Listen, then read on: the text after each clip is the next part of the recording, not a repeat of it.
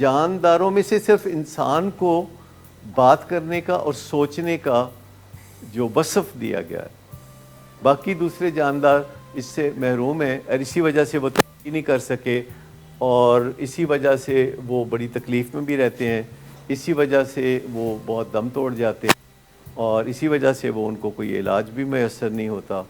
اور جو انسان ہیں وہ ایک دوسرے سے بات کر سکتے ہیں. اچھا، پر انسان ایک دوسرے سے بات کر سکتے ہیں اور سوچ سکتے ہیں، لیکن انسان کے اندر ہی دوسرے جانداروں کی یہ صلاحیت بھی موجود ہے، باڈی لینگویج والی. اور آپ دیکھیے کہ ایک طرف جب چل پڑتا ہے کوئی موب تو سب اسی طرف چل پڑتے ہیں. کبھی آپ نے دیکھا کہ جو ایک طرف کسی طرف کوئی چل پڑتا ہے تو بغیر سوچے سمجھے دوسرے بھی اسی طرف چل پڑتے ہیں. لیکن انسانی وصف کیا ہے کہ وہ سوچے کہ یار یہ کام کرنے کا ہے کہ نہیں.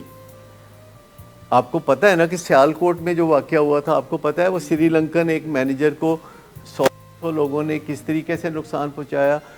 کل جو ہے وہ میاں چنو میں ویسا ہی ایک واقعہ ہوا ہے، اور دنیا بھر میں ایسے واقعات ہوتے ہیں جہاں کوئی موب کسی طرف چل پڑتا ہے. جو بھی رشتے ہوتے ہیں، چاہے گھر کے رشتے ہوں چاہے باہر کے رشتے ہوں، پہلا فیصلہ آپ یہ کر سکتے ہیں کہ میں بات کروں گا. بات کیوں کروں گا؟ کیونکہ یہ انسان ہونے کی نشانی ہے، یہ انسان ہونے کا وصف ہے.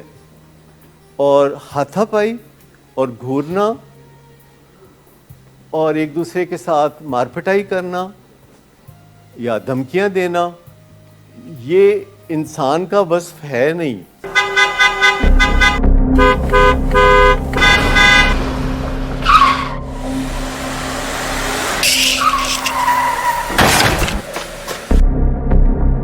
گھٹیا انسان، اتنی دیر سے گیٹ کیوں کھولا؟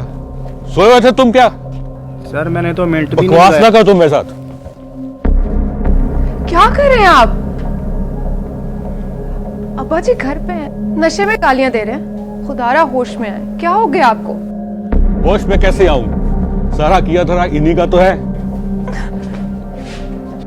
شراب نوشی کی وجہ کردار کی خرابی نہیں، موڈ کی خرابی ہے. شراب نوشی کبھی بھی نشے کی بیماری میں بدل سکتی ہے. نشے کی بیماری ہر سٹیج پر قابل علاج ہے. مدد حاصل کیجیے، کیونکہ وہ ایسا نہیں کرے گا. ولنگ ویز سے مدد حاصل کیجیے، کہیں سے بھی مدد حاصل کیجیے، لیکن فوری مدد حاصل کیجیے. جس معجزے کے انتظار میں آپ نے بہت دیر کر دی، اب وہ دستک دے رہا ہے. مدد حاصل کیجیے، مدد حاصل کیجیے، مدد حاصل کیجیے.